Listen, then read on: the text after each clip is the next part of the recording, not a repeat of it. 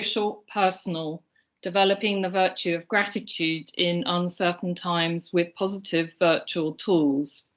Dr. Ingram is Associate Professor of Psychology at Los Andes in Colombia. He obtained his PhD from the Institute of Cognition and Culture, Queen's University, Belfast.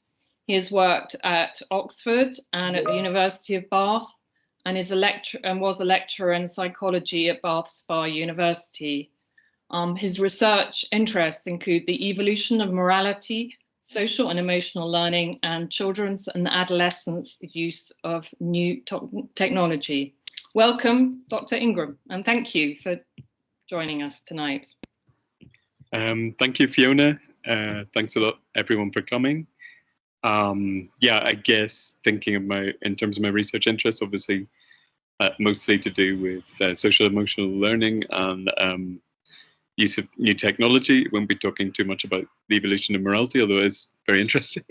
But basically, that's how I got into the kind of character development sort of area, was through doing a postdoc at the University of Bath on children's conflict resolution, which got me into studying social and emotional learning. And earlier, my PhD was on a similar area as well. So children's developing understanding of reputation and gossip. So I guess I was always interested in how to kind of apply psychological understanding to help children in terms of their developing their social relationships, their emotional understanding, and positive aspects of character. So I guess, should I start sharing the presentation now? Right. Okay. I'm aiming for about 45 minutes and then some time for questions. So if it's if I'm taking too long, please let me know. I do have a tendency to do that, and I'll try and go quicker. Yeah, maybe warn me there's 50 minutes left at that time or something, after half an hour. And I'll basically, it also, as I always say in classes, if there's any problems with the connection, please let us know in the chat as well, and I'll try and move closer to the router or something like that, basically.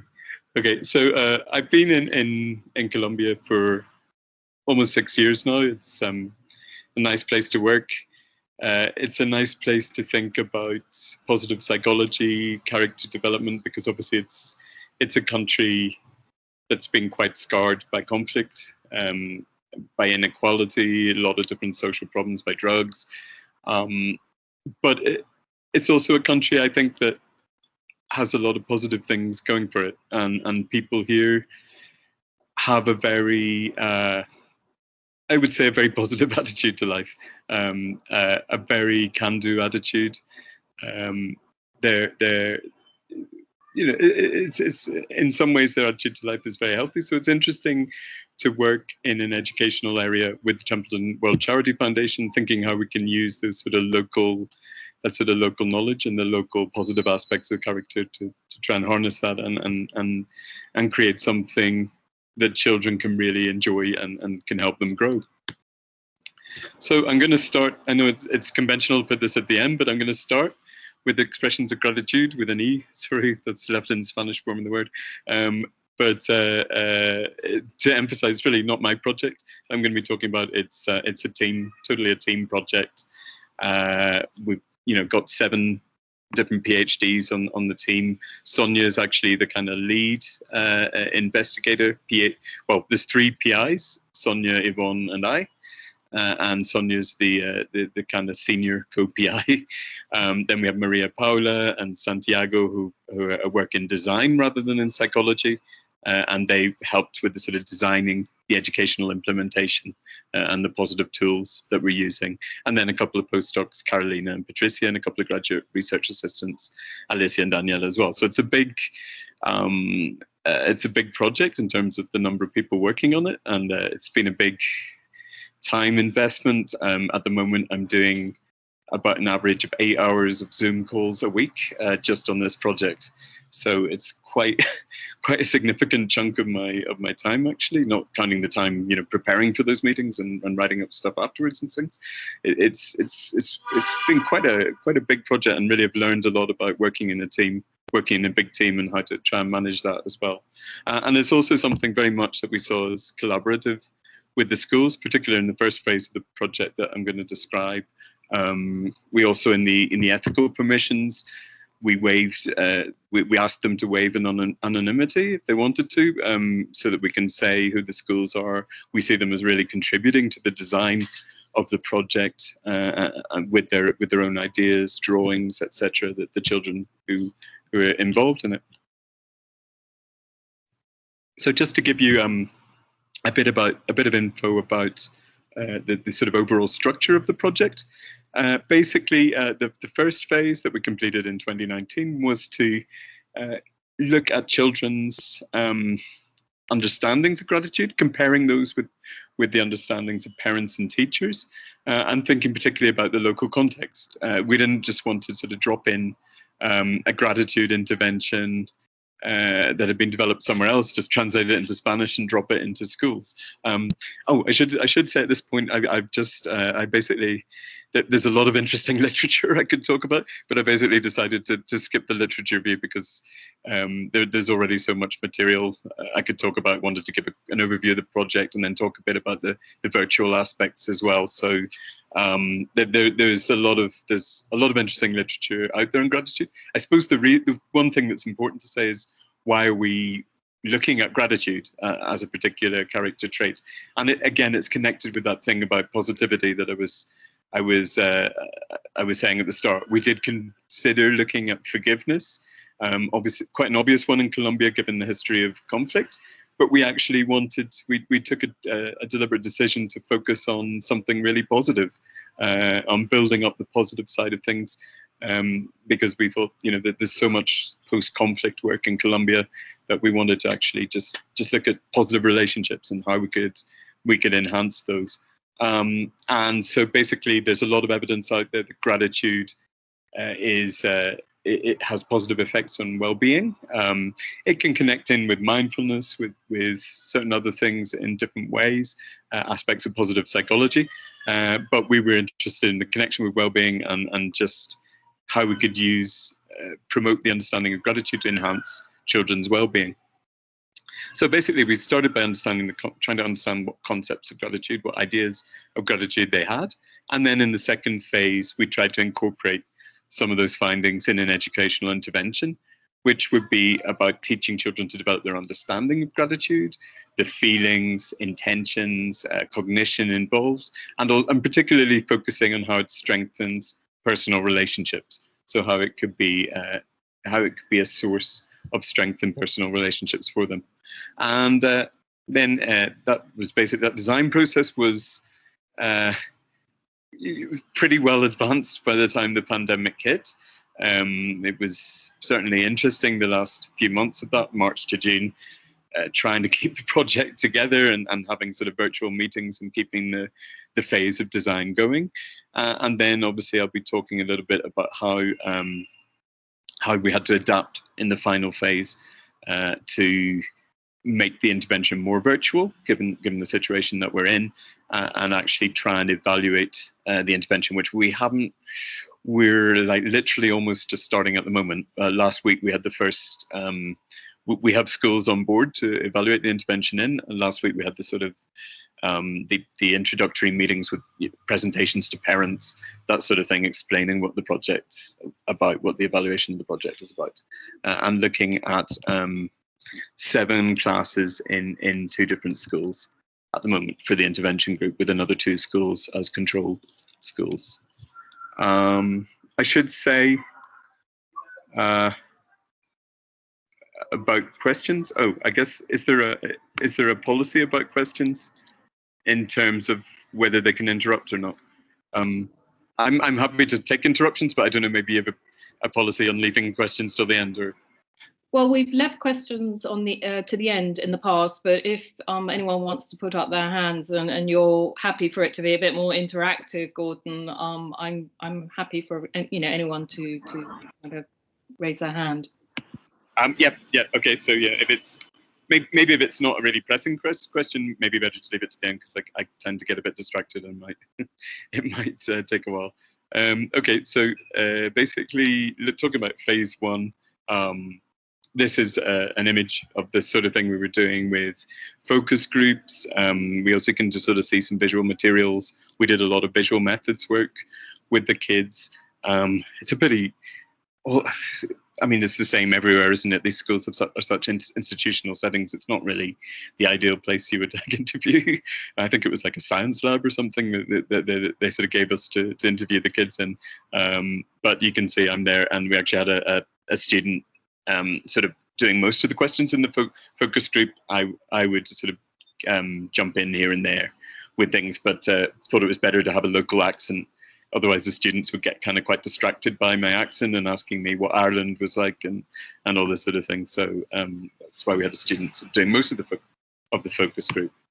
And then sort of methods that we used, other methods. We had these sort of workbooks, exercise books that they would complete in class, talking about who they felt gratitude to, what they thought, what gratitude meant to them, how it linked with well-being, drawing some pictures of people they were grateful to, that sort of thing. Then we did schematization that I'll show you and explain in a moment, focus groups and with children, parents and teachers, and also interviews with school management teams. So we had basically a heap of data that we're still we've got one manuscript submitted to a journal at the moment, and we've got another 2 or 3 manuscripts planned just from that data, even without taking into account designing and evaluating the intervention, because it was a really huge amount of really nice qualitative data. So here we have an example of the gratitude book, and you can see here on the left that they had some examples of people that they gave that they were grateful to, and then we asked them to sort of make a drawing, just have sort of fun activity, make a drawing of some of those people. I'm not sure why she's written it in English, but my mama, or sort of Spanglish, the two together. And the reason there, I can just about read, porque me hace sentir agradecido. Oh, I can't read the handwriting, I'm sorry. But basically, she was basically describing why she was feeling grateful to her mum. And here to explain what the schematization was, basically, there's a group of parents, mothers. I think we did 1 or 2 fathers managed to make it along, but as usual in these situations, it tends to be mainly the mothers who come in, and they are organizing photos. So what we asked children to do was bring in photos of something that they're grateful for. And then we asked children and parents to organize them into categories, sort of comparing the different categories. This was based on the literature, an article in the literature actually, which did something similar with well-being. So we asked them to organize them into categories based on the things that children were grateful for. And you can see some of the categories there. Felicidad is happiness, family, spirituality, recreation, like fun, having fun and sports and so on. So they sort of came up with their own categories, and that's what the first journal article that we've submitted is about, sort of how those categories were organized, differences that existed between children and their parents and so on. And then we sort of organize those categories. We asked them to organize them into hierarchies based on which were more important. One of the ones which came up really top in nearly every classroom that did this was the family. So family is really one of the main things that people think of when they think of gratitude, who they're grateful to. And spirituality actually came up maybe actually a bit higher than we expected. It tended to be in about that sort of second level in terms of they thought it was the most important. thing that connected with gratitude, basically. Then for the focus groups, we had also a visual activity where they had to create a gratitude creature to kind of warm up for asking them questions about gratitude and so on. And basically we had these sorts of questions. We started them off with the gratitude books and asked them to sort of elaborate on one of the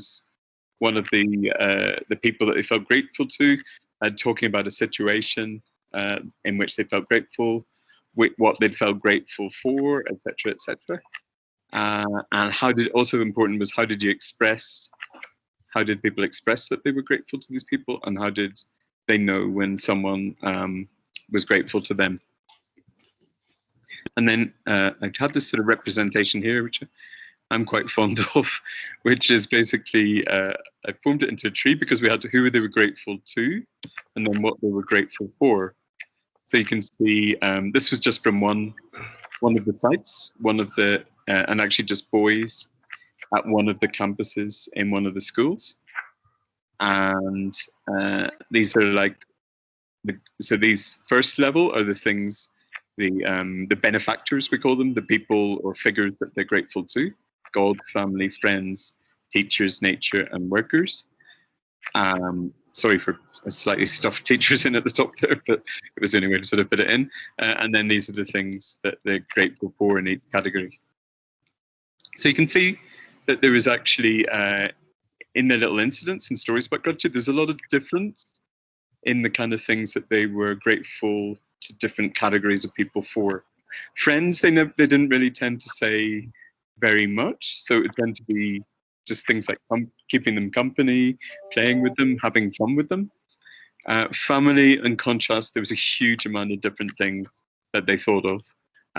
So, you know, from quite abstract things like love, warmth, care, to more concrete things like food, home, doing the chores to kind of keep the home going, and even quite abstract things as well, like very abstract things like giving them life. That's something that came up quite a few times when people talked about their mother.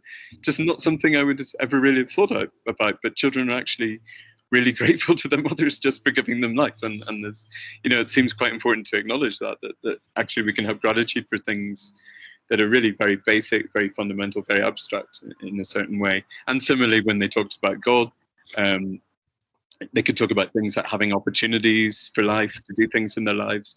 And also, I think heaven and peace came up because one boy was talking about he was feeling grateful to his grandmother who'd passed away.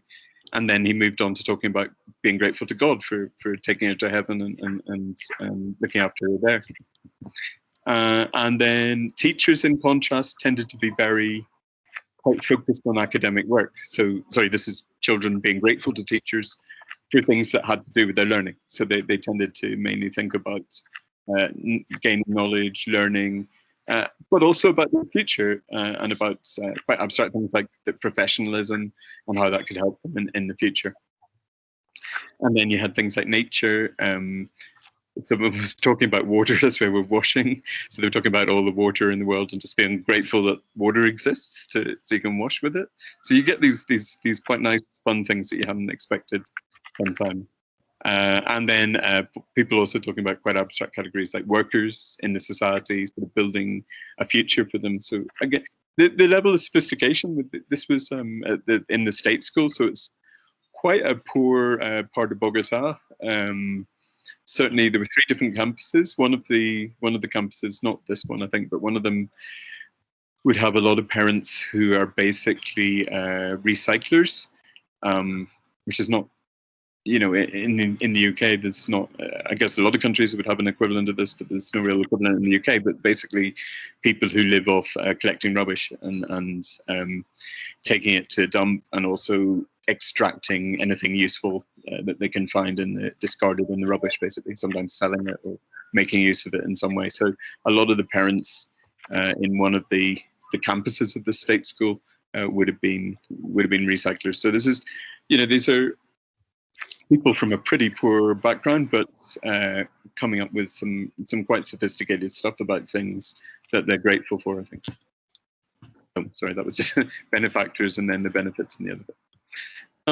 And then just another sort of way of representing a bit, this was from girls. There was some, I mean, it was qualitative, so we're not like making hard contrasts here, but there's some interesting differences there. Girls may be even more focused on family in terms of who they were grateful to, but also mentioning friends a lot, mentioning God. Pets was something that came up an awful lot in a lot of the different sites that we hadn't expected. People really grateful to their children, really grateful to their pets. Dogs especially for keeping them company, you know, for making them feel better when they're down, this sort of thing. So I think we sort of went into the project thinking of gratitude as something you feel to human beings. That one great lesson that we learned and we incorporated into the educational materials is that it also makes sense to feel gratitude to other kinds of beings, like animals, and even to quite abstract things like nature, and obviously spiritual figures like God. So that's definitely something that we tried to include in the educational materials. And then these are some of the things, for example, comparing family and friends, who these girls were grateful, what they were grateful for in terms of differences between different categories of people. And again, you can see the huge different list of things. These are, I should have said actually explicitly, these were sort of 9 to 12-year-old children, grade 5 children. So they're still very centered on family. You can see all the long list of things they're grateful to family for, compared with a fairly short list of things to friends. And obviously you would expect, as they got a bit older in adolescence, they might center a bit more on their friends, relationships of friends, and you'd expect maybe that list to grow, but we were doing a snapshot in time when kids were around 10 years of age. And then in terms of how gratitude's expressed, one of the things that we noticed was that they are, and the literature would suggest this as well, is they are quite focused on saying thanks as an expression of gratitude. It's just the first thing children always think of when you say, how do you express gratitude to someone? It's like, oh, say thank you. And I suppose most adults would be the same. It's just the first thing you think of. But they did have a large repertoire of other things that they could use to express as well. So one of the plans in the educational intervention is to sort of build on that repertoire. The third module, the final module of the intervention, is about expanding that repertoire of ways to express gratitude, to help them think of other ways that they can strengthen their relationships and so on.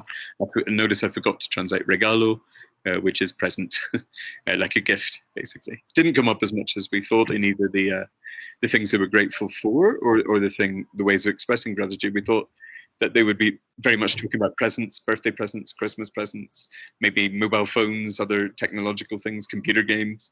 But they didn't. They actually talked an awful lot about abstract things, and feelings that they had with people, especially family members, support that they got from people came up a lot much more. Sorry, it's such a noisy country. It came up a lot more than concrete things like technology, toys, etc. So just some reflections on that first phase of research.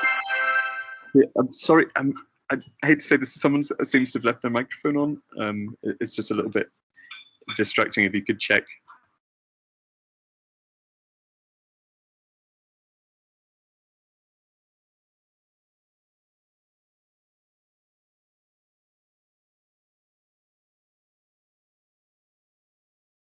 I think you're now muted.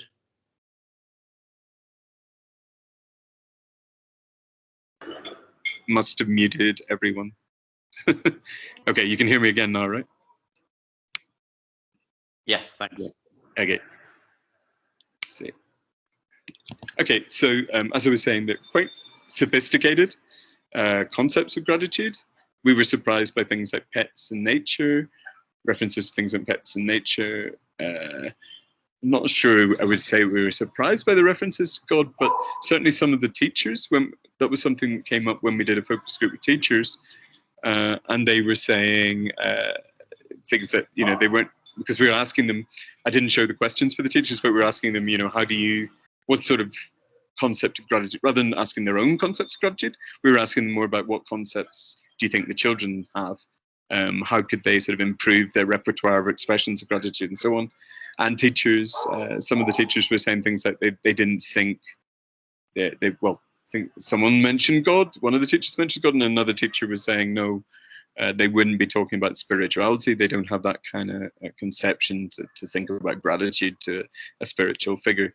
And we were then able to say, well, actually, you know, it came up quite a lot in some of the work we've just done with children, that they are referring to God quite a bit. And at the same time, though, if you look at them in terms of numerically, the great majority of when they're talking about gratitude, it's talking about family. So quite a stereotypical benefactor figures, parents, grandparents, and so on. And certainly with expressions saying thank you and other kind of stereotypical ways of expressing thanks. So this to us suggested that children are, you know, they're not starting from zero. They'd be very receptive to learning about gratitude. They already have quite complex ideas about gratitude, but we could also deepen their sense of different relationships that could be important to them. For example, they tended to mention teachers in the school, but they didn't mention support staff in the school. They didn't mention the secretaries, the kind of cafeteria workers, the security guards, people like that. So in one of the lessons, you know, we sort of talk about the wider school community. Who can you think of in the wider school community that you might be grateful to? And also very much focusing on expressions, how they could express their gratitude and sort of broaden their repertoire there. So this was actually from the project proposal to TWCF. We had like a kind of a lot of different ways that we thought of designing things in an abstract way for the intervention, ranging from sort of videos to positive tools to reactions to stories, artistic projects, and so on, and the interactive app that I'll be talking a little bit about as well. But we basically sort of settled, we mainly focused on these positive tools. So we were working with a couple of professors of design, Maria Paula and Santiago, I just referred to at the start, and they kind of designed these positive tools for us to use, sort of working together to kind of think of the educational purposes of them. But the idea was to have something concrete and fun that the children could work with in class, basically with their teachers. And this is one of the main tools. There's two types of tools. One was the Bittacuda, and the other was the tarjetas, which are the sort of playing cards. So Bittacuda is a bit hard to translate into English. It can mean like a compass, so just like a compass that you use to find directions. But in this sense, it means like a kind of log. So the ship's log would also be called the Bittacuda, I believe, as well as the compass, which is slightly confusing. But in this case, it means that the kind of logbook that they used while they're on the program. And we conceived about it. We conceived of it in terms of an adventure, or Maria Paula and Santiago had this idea of having like an adventure where children sort of discover their powers, their abilities, to express gratitude and to have better relations, social relations with other people. So the idea is this is sort of like a workbook which has instructions and activities for the children, and that it would be delivered physically to schools for the experimental group, the intervention group.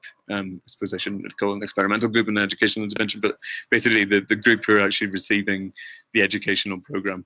And obviously that's changed because they're not all in schools at the moment. So we're having to write it this next week. I think we're delivering the Bittacudas to the homes, actually straight to the homes of children, so they can follow along with something physical in their homes. We didn't make the intervention totally virtual. Instead, we're still having these physical components because they're just so nice, and the design people put so much time into designing them that it seemed a shame just to make them completely virtual. So we're actually making them still physical objects that the children can handle.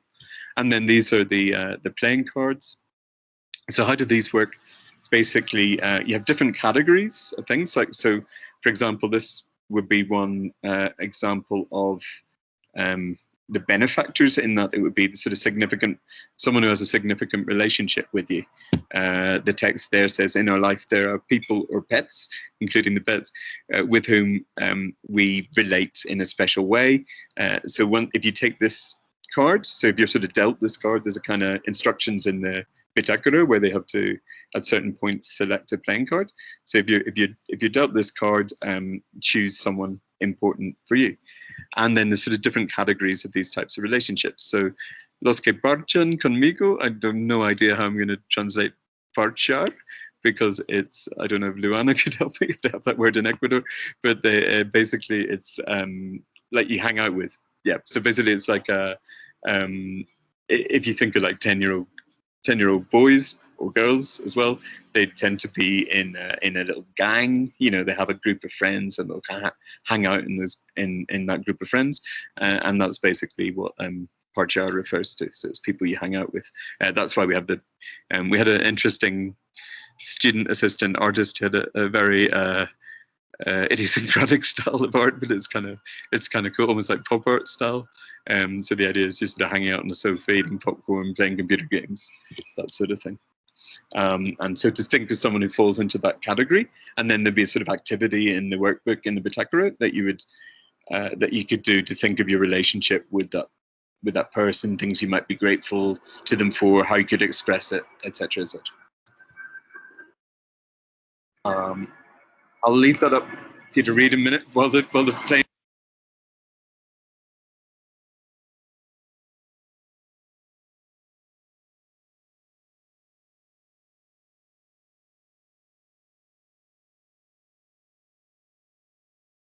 Okay, so this is the structure of the intervention, basically the educational program. So we designed it in 3 different modules. The first one based around the idea of cognition. This actually fits quite well with some of the research that Blair Morgan has done in the UK on different components of gratitude. I don't know if any of you are familiar with Blair's work. Had a visit to her in 2019, and we talked about some of these issues.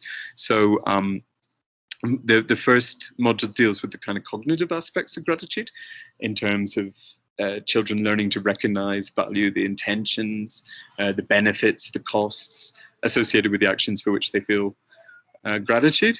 The second one is more about the emotional components, so the sort of feelings, including negative feelings. Again, something comes out of Blair's research that it's important to recognize that people can have negative feelings tied up with gratitude. We had in one of the focus groups, I mean, obviously feeling in debt to someone is sometimes can be difficult to differentiate from gratitude, and that can have a negative aspect if you feel that you can't repay them. But also things you might not have thought of, like we had in a focus group, one boy was actually in tears. I think it was the same boy who was talking about his granny, and then obviously remembering her. You know, you still, although someone has died, you can still feel tremendous gratitude to them.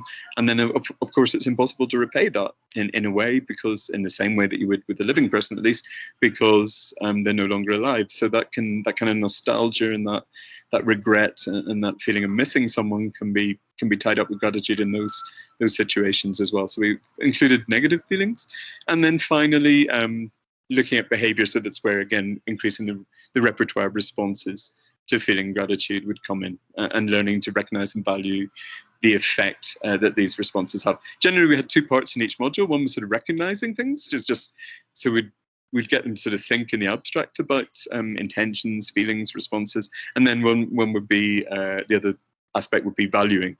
So sort of looking at the positive impacts, how that could actually sort of build positive relationships with someone using these abilities.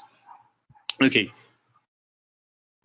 I seem to be doing okay for time at the moment, amazingly, right? I must have got speedier, but basically we have the final phase, which we're just sort of entering at the moment. Oh, no, actually, we spent some time adapting it to the virtuality, but we're just sort of entering the evaluation phase at the moment. And I apologize in advance that there's not as much as on the virtuality as I sort of planned going into this talk, but then it kind of turned into more sort of general. I was discussing this with Fiona a little bit. It turned into more of a general kind of overview of the project, because it seemed important to kind of let you know about the project as a whole before talking about the virtual aspects of it. So basically, in terms of the changes that we have to make, obviously, given the COVID situation. I mean, that started, apart from adapting to virtual team meetings and using Zoom all the time, it started really in July, when June or July, we were going to do what we call a pre-pilot, because we're thinking of this evaluation more as a pilot evaluation with a couple of hundred children.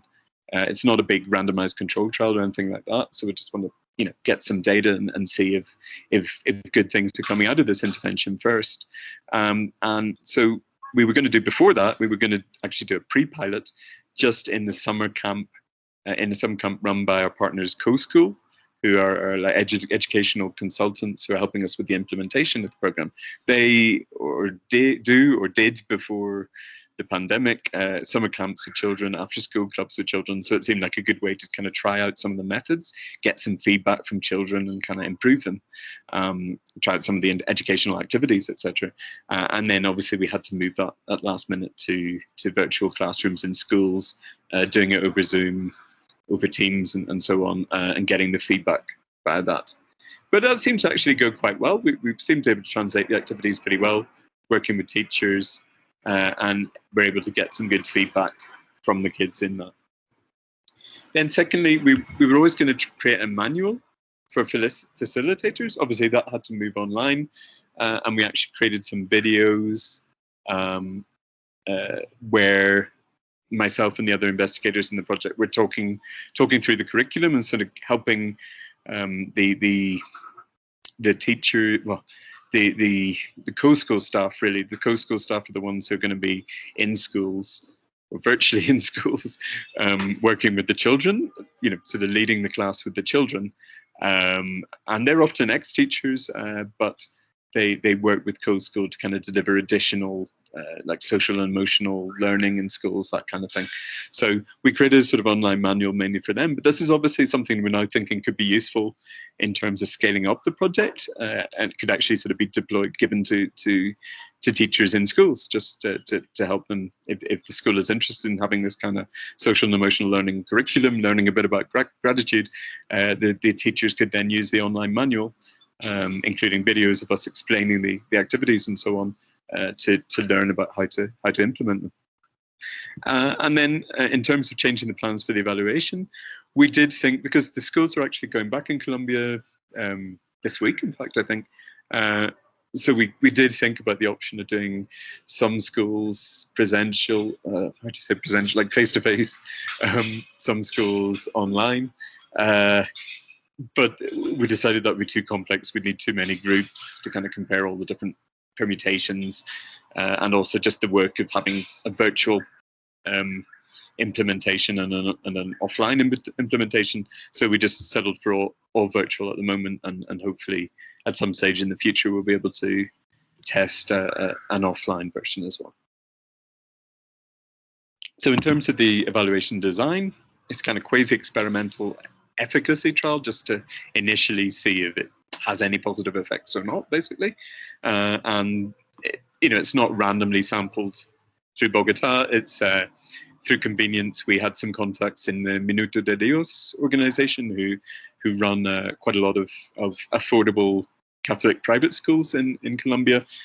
So it seemed like a good organization to work with, to kind of get a few different diverse schools from different parts of the country, and sort of moving forward we could scale it up like that. So at the moment we're working with one of their schools and also a private school, and then we have a couple of control group schools where we'll be doing the evaluation measures, and then next it's like a waitlist control, so next semester and the second half of the year we'll hopefully be doing the intervention there as well. And so a mix of sort of formative, summative evaluations, qualitative and quantitative information getting in, and also as well as adapting the materials to be used virtually. Obviously, in a way, in terms of adapting, yeah, I didn't really mention that in the second part, sorry. So as well as the online manual, obviously when we had to sort of move the activities so that they would be done via Zoom or via some sort of video conferencing that the kids are using in school. in fact, I think in the end we decided for simplicity just to use Zoom, just to recommend, because it was easier for the kids to kind of get into. You know, we did think, should we use, if they're using Google Meets or Microsoft Teams, should we be using them, the same tool that they're using in the school? But we thought it'd be too complex. It's best just to stick to one technology, which is easy. With Zoom, they just click on the link and they're in. So we thought we basically, I had thought it would be, I mean, it seems like it was quite daunting when we started. Like, how do we take this whole evaluation or whole intervention that we planned for to be offline and change it to online? But in fact, it didn't turn out to be. I mean, obviously, a huge amount of work from the postdoc and research assistants as well. But because they had the physical Bittacuda, the workbook, and the playing cards, it really isn't that different. You're just kind of telling them to do, you know, playing the role of the teacher, giving them instructions to do the activities, basically. So the teacher has to give the instructions via video call instead of face-to-face. But other than that, there isn't too much that really changed it. Obviously, it would have been a lot more difficult to kind of change the workbook into a virtual form, something that they could use online rather than having physically. And that might be something we think about in the future, but at the moment we delivered them to them physically. And then basically with the app, this is officially like a product of the project. This was something we'd always intended to do even before the pandemic.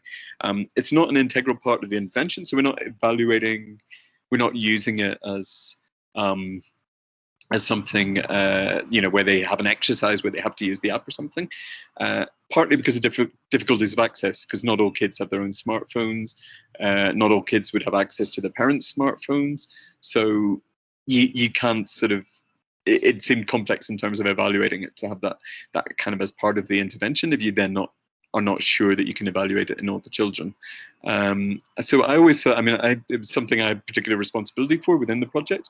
I've always conceived it as more as a legacy, that at the end of the intervention, we can sort of say to the children, oh, and if you want to keep practicing your gratitude, you can do so with this app. So you can install this app if you have a smartphone, or if you're allowed occasionally to use your parents' smartphone or a tablet or whatever, you can install this app and kind of keep practicing your gratitude skills. And we decided to make it particularly focused on understanding emotions, to give it a bit of a focus compared to the main curriculum. And it's based around the idea of a treasure hunt, with then 3 types of little games that they do: word games to deepen their vocabulary, their understanding of concepts that connect with gratitude and feelings associated with gratitude, writing notes, a bit like in gratitude interventions, you normally get like a gratitude letter or a note that you write to other people. So in the app as well, they have the facility to write notes. They can't, it's not interactive at this stage, it's just something a child would use on their own, but we're hoping to have a facility for basically taking screenshots, and then they could send the screenshot in WhatsApp of the note that they've written for their mom or for their friends or whoever. And also included some mindfulness exercises, which were also included in the main intervention. So they just kind of have a break when they move to another level in the app. They kind of do some mindfulness, and kind of the idea is to keep them concentrated and motivated on the program that they're running through in the app. I was practicing sharing videos beforehand. I'll try and share a bit of video. This is not the final art of the app. We've just sort of got to we've got to the point where we've got the kind of programming in there, and we're doing the final art at the moment with an artist that we've just contracted to do that. So I'm going to try and show you in just a bit about how it would work.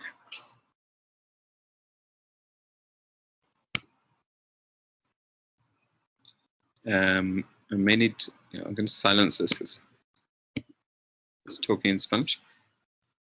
So the idea is you explore things, you go into houses, you're kind of looking for things to build to help you sort of solve puzzles and so on. And there, if I pause it, you can see, again, I have to emphasize, it will hopefully fit inside the box at the end, but this is just kind of the programmer, who's a complete genius, by the way, programmer, knocked up sort of dummy, a prototype version with his own little bits of art that he got from here and there. So here it says you have to solve the word puzzle, the word challenge, if you want to find the. This is really embarrassing. I do think I speak quite good Spanish, but I've temporarily forgotten or never knew what an atajo is. But basically, it's an object that you need to get back to the landing stage. So there's like a boat on the landing stage. Maybe it's for like tying it up or something. I'm not sure. Anyway, so you kind of go through. You have to sort of find objects, and that must be a key that lets you in. So you get the key and you put it into your mochila, your backpack. And then you have sort of certain other puzzles that you have. And yeah, so you might sort of follow through a path in the woods, that sort of thing. You use the objects that you've got in your backpack there. So again, it's very much that idea of like an adventure. So sort of wandering through, and basically other characters are helping you as you go through, giving you objects and so on. Just go back to the presentation. And then you have a sort of meter of gratitude, a gratitude meter or gratitude bar, which goes up, so you're understanding how different people are helping you, that you then increases your gratitude and increases your positive relationship with them. So as I say, the presentation turned out to be a bit less about the virtuality aspect than I'd originally planned. It was obviously in a week a bit of a rush to put this together and add other classes and so on as well. But I just thought I'd leave with some sort of reflections on the virtuality aspect. As I say, I've been particularly responsible for designing the app. It has, I think conceptually, I didn't really reflect enough on just how much work it would be involved in having this app component as well. Particularly, I think is quite normal when you're designing an app is that you already have some sort of curriculum and you're sort of adapting some sort of, some sort of offline intervention, sorry, turning it into an online app-based intervention. So, in terms of when we hadn't finalized what the offline intervention was going to look like, thinking how did we design the app was very difficult, because we hadn't finalized how the program was going to look. So, without knowing how the educational program is going to look, how do you exactly design an app? But we did make some progress, and now that we have everything finalized with the educational program, we've made some good progress on. We basically have the app completely designed. The programming is there. We just need to put the art in and get the final version. But what I hadn't really reflected on with that is that you then need to go through a process of usability testing, or certainly even just unit testing, just testing that it works, and also with children, just getting feedback on how easy they find it to use, whether they enjoy it, independently of the educational benefits. Are the children actually able to use it? Do they play it all the way through, or do they just get bored of it and put it down after 5 minutes? I hadn't really thought about all that sort of aspect, which you need to think about. So before you actually test.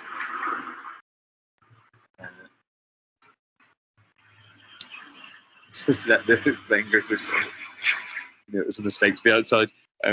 Before you actually test the educational effectiveness. So there's more of a process that you need to go through in terms of the technology, testing the technology, than you would for just a class-based intervention, really. I mean, you might do some pilot testing as well for the class-based intervention, but it's not quite as comprehensive as you would for a technological tool.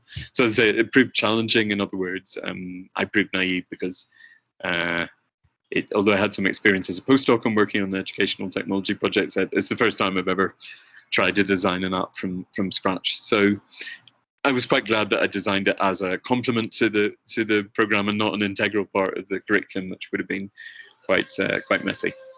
In contrast, I mean, adapting the curriculum to virtual delivery was not as hard as we might have feared. I have to there give gratitude again to Templeton World Charity Foundation, because they very kindly gave us extra time and even extra money to do that. I mean, extra time perhaps wasn't that unexpected. I think, although it was nice of them, but with the pandemic, it was quite reasonable, I think, to extend the deadline of the project by six months. But certainly we really appreciated having a little bit of extra money to kind of keep members of the team going. So our graduate research assistants, our postdocs, to kind of keep them involved in the project, which would have been very hard to do if we hadn't had that bit of extra money. So that was very nice, and that enabled us then quite smoothly to adapt the curriculum to virtual delivery, whereas otherwise, I don't know, what we would have done, because we just wouldn't have been able to evaluate it in the way that we would have planned. And in terms of evaluating virtuality, the particular problems, one of the things that we're finding that's really complicated the idea of integrating the app into the curriculum and made us really settle on it just being a complement and a legacy that the children could take away is in terms of differential access. As I was saying, the children also have differential platforms. So some of them may be on Apple phones, some of them may be on Android, some of them may be on ancient Android versions that the game no longer functions with. So there's all these sorts of considerations to take into account that really, I'll know next time I design an educational app, but yeah, it was sort of things that you don't necessarily predict before you start. And then also the complication of how do you evaluate the effect that the virtuality is having, because especially in a situation like now when you can't do purely offline, you're going to be blended at best. So how can you actually compare different conditions there?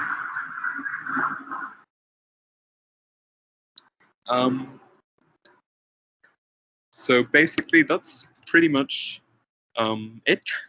So I'll maybe leave it, if you want to take down my email address. My Twitter is also a good way of getting in contact, because I hardly ever get direct messages on Twitter. So I'm going to notice I do use Twitter a lot. So if you send me a direct message there, I would probably notice.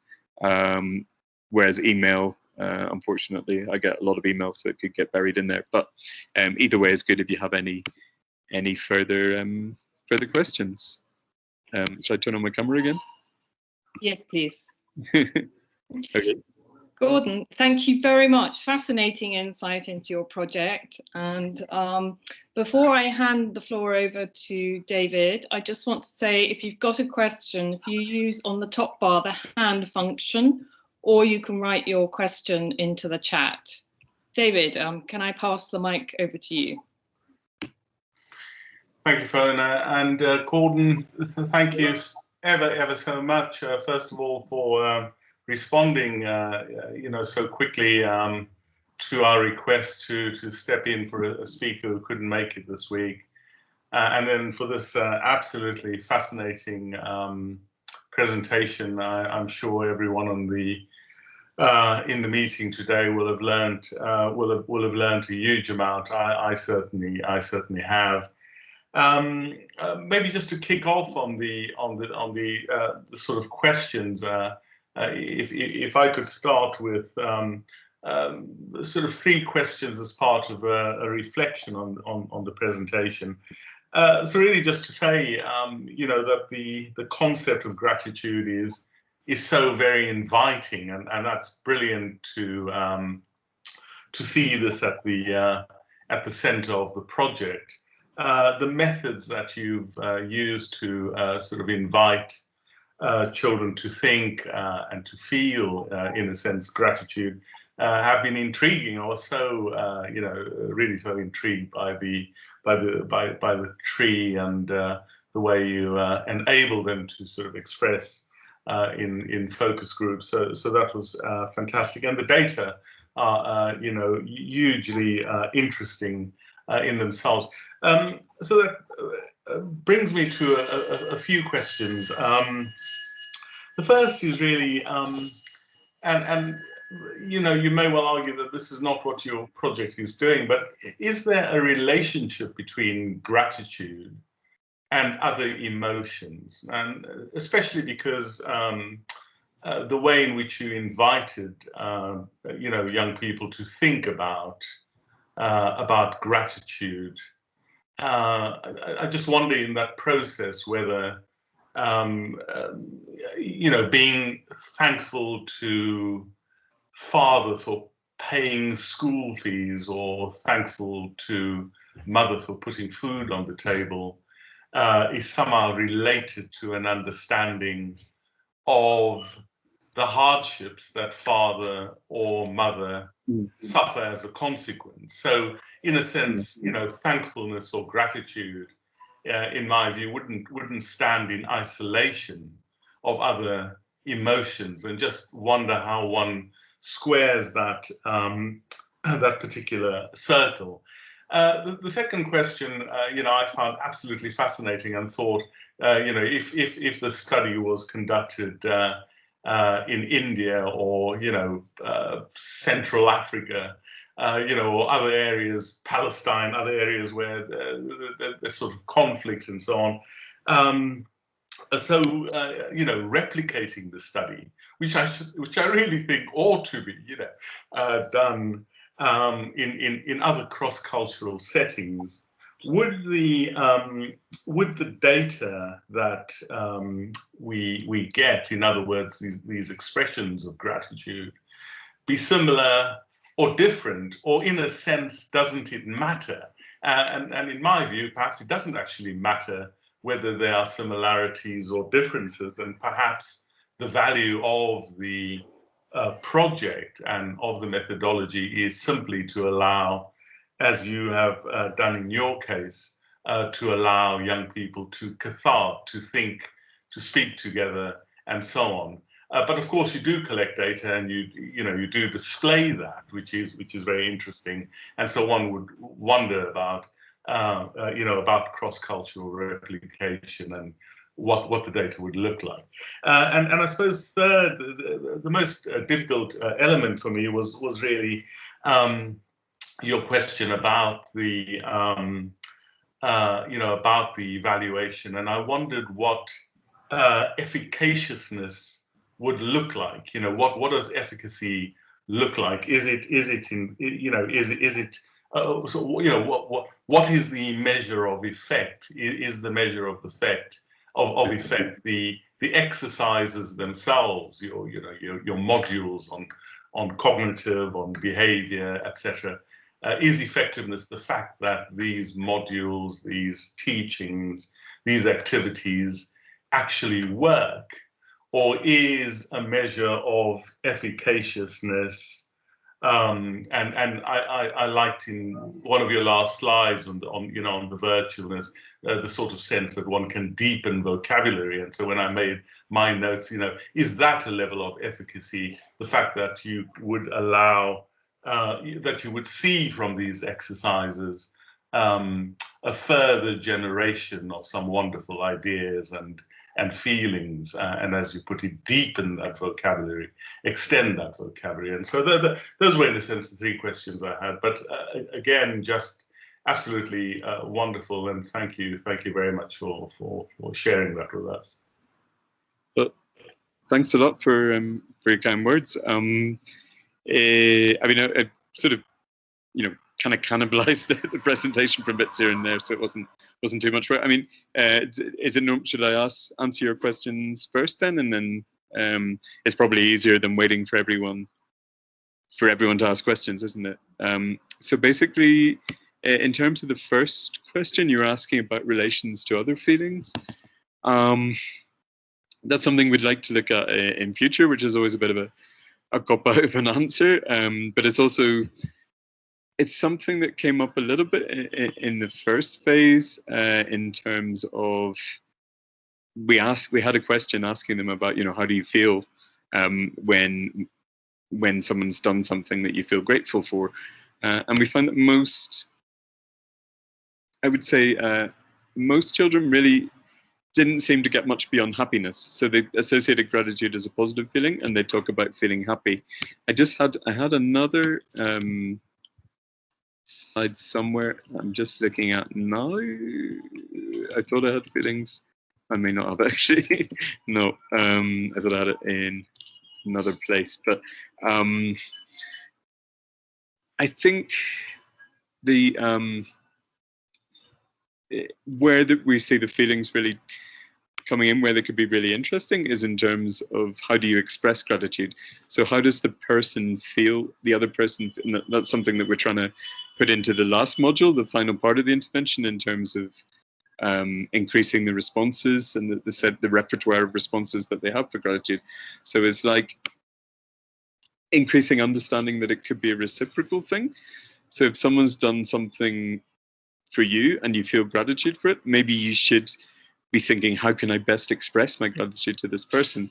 And teaching them maybe that if someone does something for you and you don't express gratitude, that person could end up with negative feelings. So, that's something that didn't really come out of the focus groups. So maybe for 10-year-old children, it's still something quite sophisticated to think, actually, if I don't express my gratitude, that other person could be a little bit hurt or a little bit offended. And that's something we could maybe work on teaching them, is about these negative emotions that might arise if you don't express gratitude appropriately. In terms of what appropriate is, that could be something that's quite culturally, moving on to your second question, that could be something that's quite going to be culturally very variable, I'd say. Do you express it with a gift, or just with words, or showing people emotions? Sometimes it might be enough, and because children were talking about, how do you know? We asked them, how do you know when someone's grateful to you? And they would often say things just like, oh, they're smiling, they look happy. Maybe sometimes that's enough, if it's just a small favor that you've done to someone, if you just give them a smile and show that you appreciate it, and that can be enough in different situations. So I think working out the details of that, we're going to be looking at feedback from the children, whether the children are understanding certain lessons, and sort of think about how do we actually teach them, what are the best ways to express gratitude in different settings. And I think for sure it must be very culturally variable, even between private and public schools, in private and state schools in Bogotá. We found, going back to what you're saying about appreciating what the parents are doing for them, there was a lot of difference there. I mean, it's a qualitative study, so maybe we shouldn't, it's more of a hypothesis that we could then use for testing quantitatively in future research. But we did suspect that the poorer children were more grateful for everyday things. So they would often mention, mum, puts food on the table and she's out there. Often they maybe had single mothers, so they're single parent households, and they were very conscious that their mother is working a job and also doing the chores at home, and very grateful for that. Also boys, not just girls, but also boys, were very conscious of that and very grateful for that, which was nice to see. But in the sort of the private school, which are not, by the way, in Colombia, private schools does not mean super rich. There would be, I'm not sure what it's like in other countries, but maybe like a lot of Latin American countries, it would be also kind of not even upper middle class, but even quite a lot of the middle class would send their kids to private school, and it'd be quite affordable. But they're, sorry,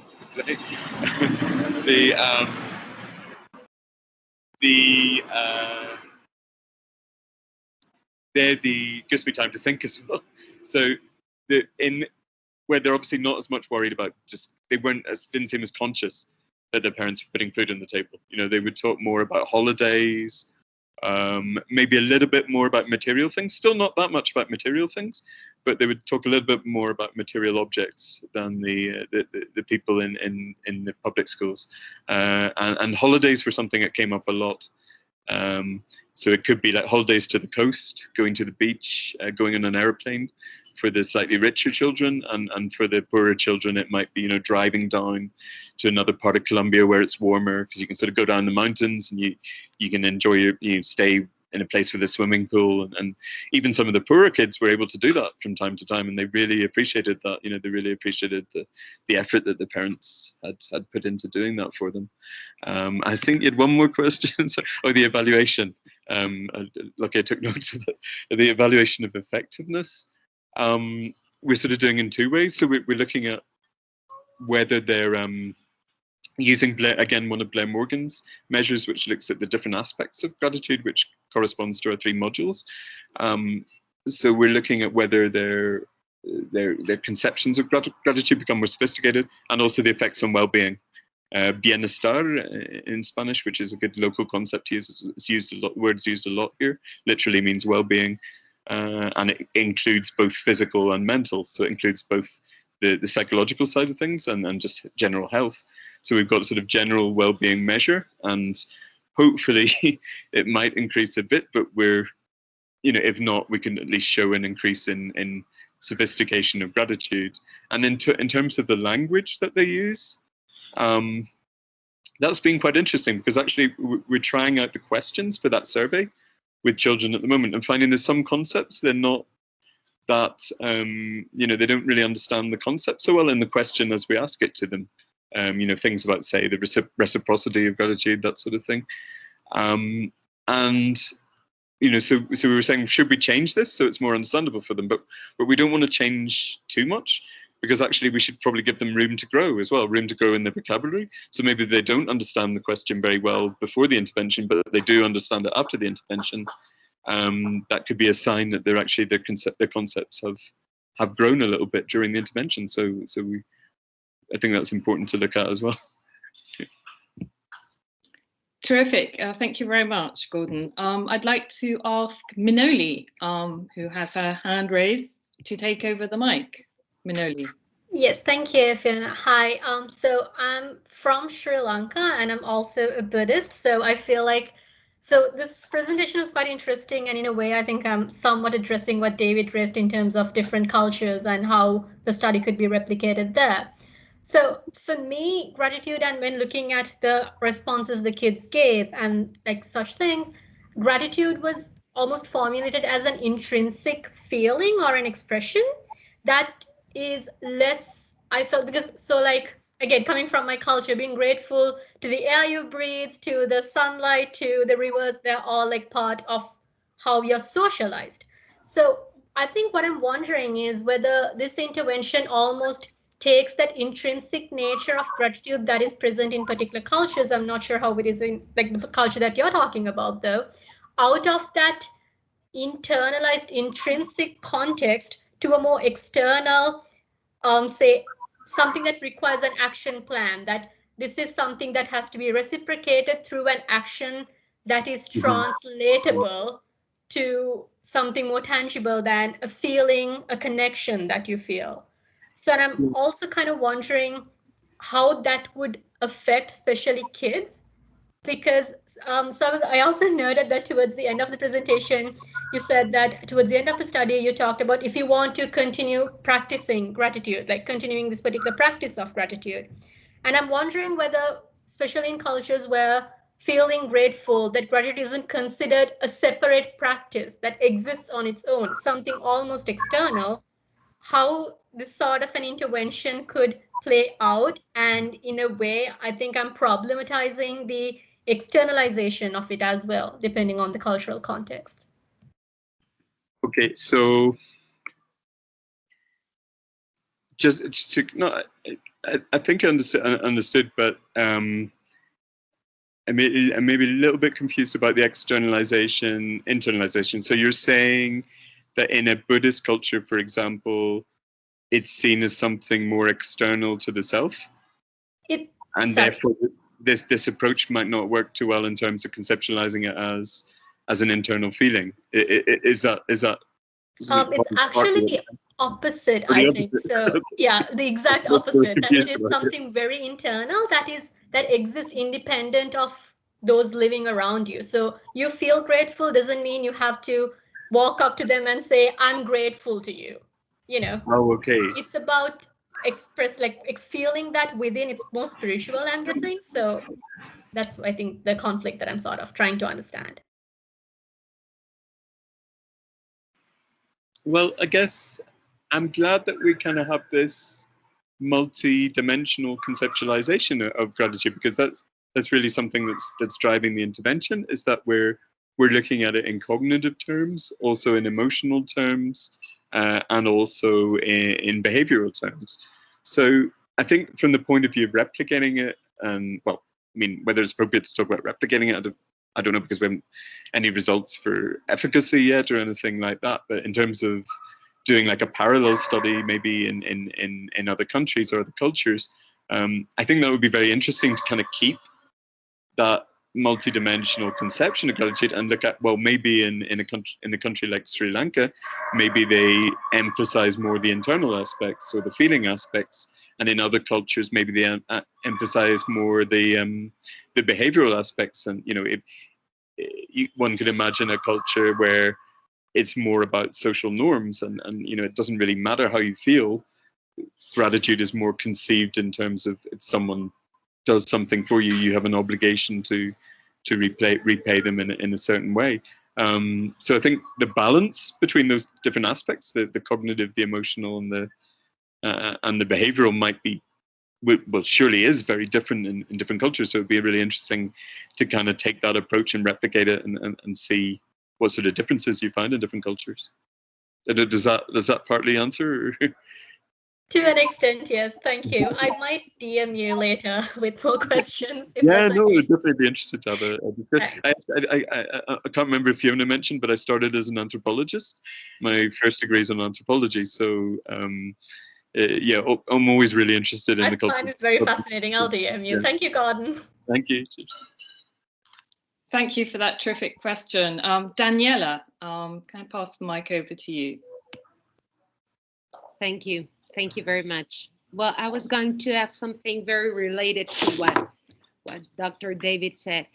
I wanted to ask if have you considered acceptance among the variables or traits of gratitude?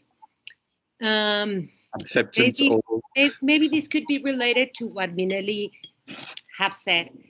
I think that the first movement for gratitude, it's to accept, right? To recognize that you're receiving something, maybe that you don't deserve. So that's why you feel grateful, because of the sun and because of the air and because of your own life, because it's something that you didn't deserve. That's my first question. And the second one is, if have you thought about relating it, grateful to gratitude, sorry, to other virtues or traits of other virtues, for example, humility, for example, love. I think that gratitude, it's a social virtue, very important in the social life, for being empathy and for solidarity, no? So maybe, I don't know if you have think on relating this virtue, not only for some other emotions, but for to some other virtues. Yeah.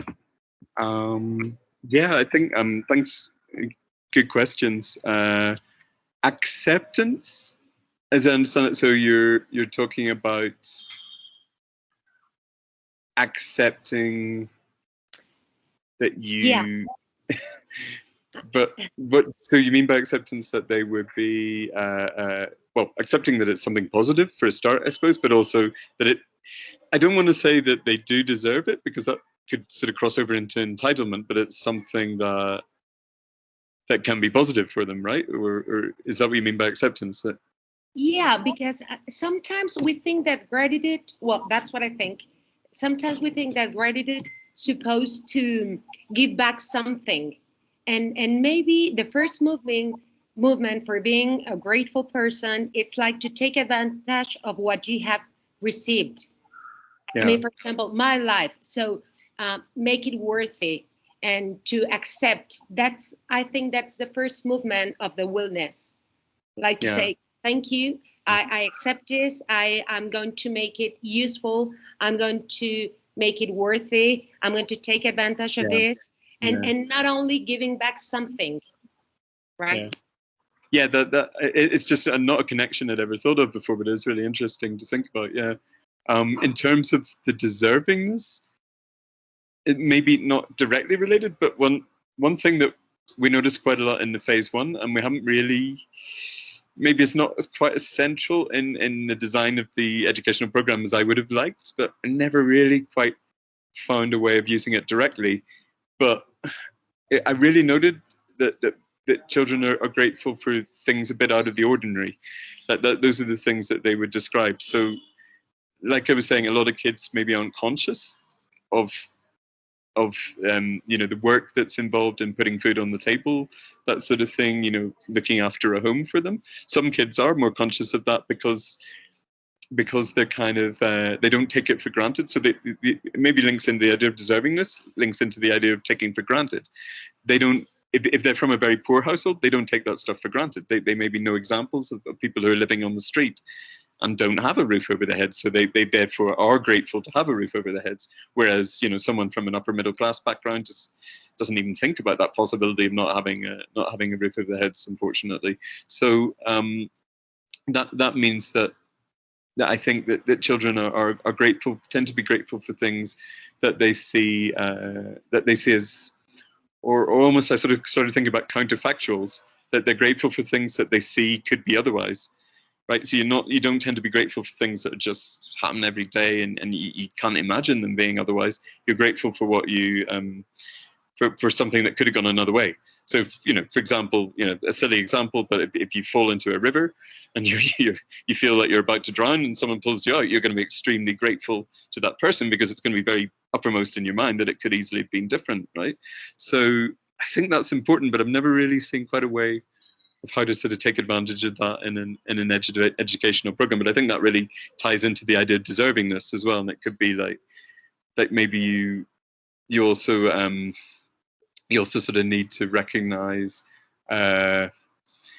maybe sort of almost like a different case. Sometimes you need to sort of accept something, accept the good side in something as well. Maybe if something's not quite the way that you would have wanted it, but it's still pretty good, that it could be something that we could teach children as well, that you could to sort of see the good things in good aspects of things and be grateful to them. And then your other question about relating to virtues, other virtues, I think it's something we're actually sort of looking at possibilities for other projects in the near future as well, and very much thinking about how to relate gratitude with other things, such as compassion. Compassion could be important, you know, when someone's maybe not behaving ideally, but you realize through compassion, through empathy, that actually maybe they're having a hard time and they could have been worse with you, you know, so maybe gratitude for them to showing, even if their behavior is not ideal, but for showing the restraint, for showing some kind of restraint. And actually compassion could be a really interesting link there, in terms of thinking, well, instead of being angry for them, for being a little bit angry with me, actually I can recognize that they could have behaved worse in this situation, and being grateful to them for controlling as much as they did. It's complicated as well, because you don't want to end up saying people should be grateful for everything, right? You know, because that could enable people who actually exploit other people and are nasty to other people. But I think maybe sort of linking it in with things like compassion, forgiveness, could be quite useful in that sort of sense. And we're also thinking about how to link it with humility as well, that you mentioned, a couple of other things. So maybe in future projects I'll be able to give an update on that. Thanks. Thank you. Thank you again. Jonathan, over to you. You have a question. Thank you, Gordon, for an extremely interesting talk and a wonderful intervention. It's great to see this work. It's really interesting to learn all about it.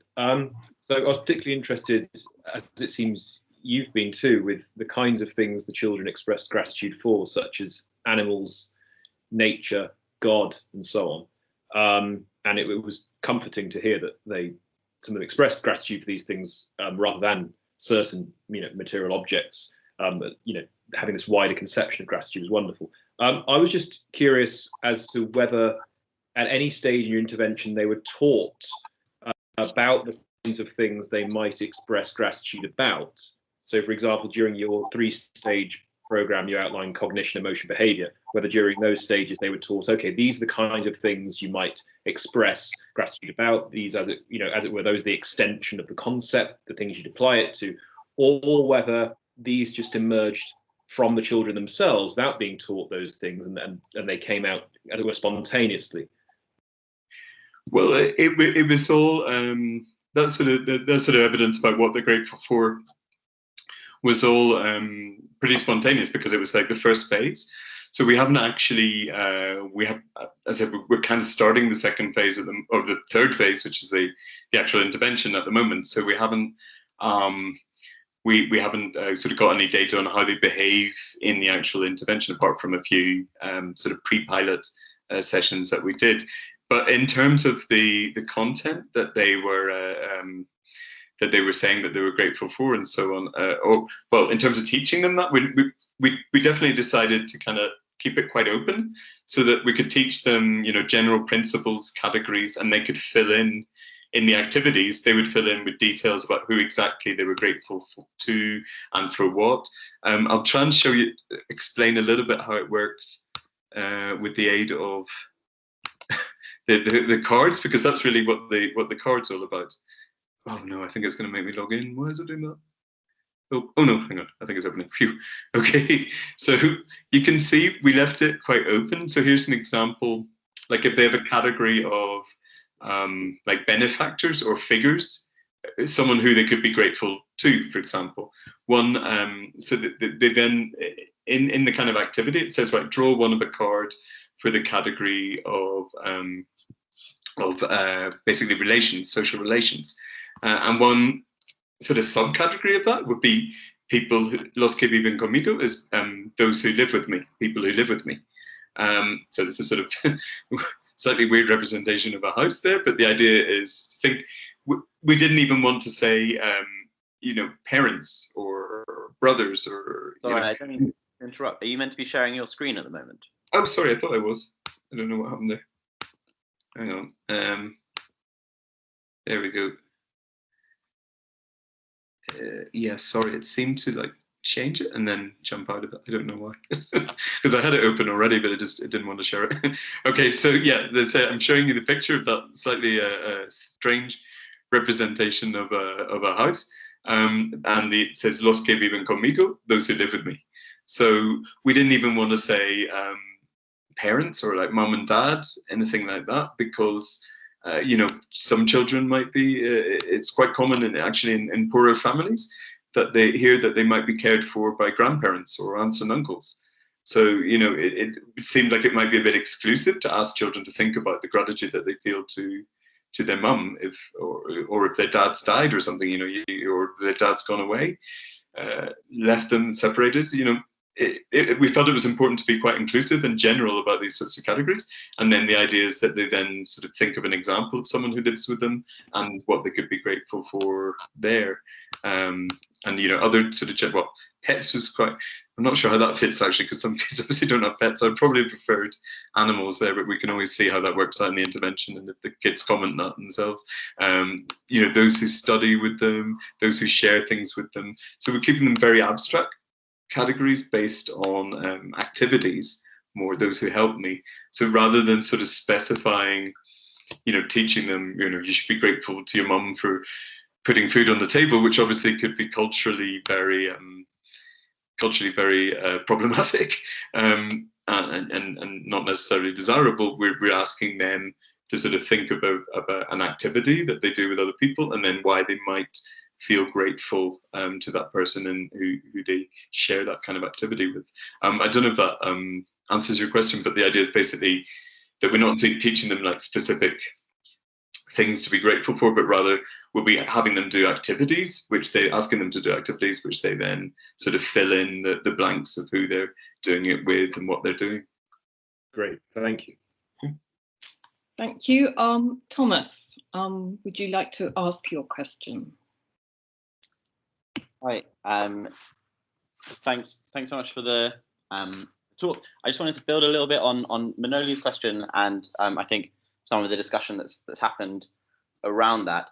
I found Manoli's question really interesting because I'm culturally British and have taught in the UK, and initially felt quite a lot of unease at the sense of of gratitude in education, because my kind of experience of it has been, teachers telling kids you should be grateful for this and that in quite a negative way, and I suppose conceptualizing gratitude as a behavior as opposed to as an emotion and a feeling. And I wondered if that kind of goes some way towards this extrinsic, intrinsic way of understanding gratitude, essentially as in who is the gratitude for? Are you feeling gratitude internally in yourself, and it then can be thought of as a feeling and as an emotion, or is it a behavior, an action that you do that is for someone else, probably with the intention of securing some future benefit? And I wonder if there's any attempt to think about these two ways of understanding gratitude, and if that goes some way towards, I don't know, thinking about this discussion that I think is really interesting. Yeah. Yeah, I think, again, I'm going to cop out a little bit by saying that we're in the intervention, we have those two different ideas. So we have the idea that as an internal thing, so learning to understand the feelings and the feelings that other people might feel in connection with it, and also, well, I don't want to say changing their behavior, but sort of adding things, options to their behavior that they might not have thought of. But I think it's very interesting, maybe also thinking in a British cultural context, like that concept of obligation, because it's something that came up in, I keep mentioning Blair, but in Blair Morgan's research, which was obviously in UK schools as well. I think it's also some in Australian schools, but mainly in UK schools. And she's very careful to say that we need to teach children, that you don't have to feel gratitude in every situation. There might be some situation where actually something someone's done is not, although they say it's good for you, it's not necessarily good for you, and therefore you shouldn't feel gratitude in that situation. And also separating gratitude, as you were saying, from obligation. That it doesn't mean that you have an obligation. It's more that it's something that we can explore, and we can maybe find that we can develop feelings of gratitude in certain situations, and that motivates us to perform certain actions. But that's not the same as an obligation. But I just find it interesting that it came up in that she's also working in British culture, and you also mentioned it as something connected with the teachers at schools saying, sort of drumming it into children. Maybe that doesn't happen as much in other cultures, I'm not sure, but here we haven't. When we've talked to schools about it, we haven't encountered, and talked to children about it, we haven't encountered that kind of negative or not negative conceptualization of it, but sort of thinking about the problematic aspects of it, that it could be linked to a sense of obligation when it isn't really warranted. Most schools seem like really happy. Most schools here seem really happy to talk about aspects of positive psychology like gratitude, and they seem to automatically see connections with well-being. And yeah, so we, at least in this cultural context, we haven't seen that sort of problematization of the term, but which for sure would be really interesting to explore how that would translate to other cultures. Okay. Thank you. Okay. Well, we've had an enormously rich presentation from you, Gordon, and a very wide-ranging group of questions. So I'd like to kind of close the seminar by giving a big thanks to you and to all who've joined. There is much gratitude in the chat too, and on an organizational perspective, David, Luana and I are very grateful that you were able to step in. Thanks for the invitation, and it's a pity we can't go for a drink in the one of the pubs on St. Giles. Are you sort of around there, aren't you? Yeah, all for guest night indeed, but that time will come, hopefully. Yeah. Next week we have Dr. Tom Harrison from the Jubilee Centre at the University of Birmingham talking to us on character education and its contribution to human flourishing. And I think your talk has been an excellent kind of segue into that conversation. So big thank you, and look forward to seeing you all next week. Thanks. Yeah, I'll try and come as well. Thank you. Thanks a lot, everyone. Thanks for the questions. Really enjoyed the questions. Thanks. Bye-bye. Thank you, Gordon. It's great to meet you. Bye. Thank you.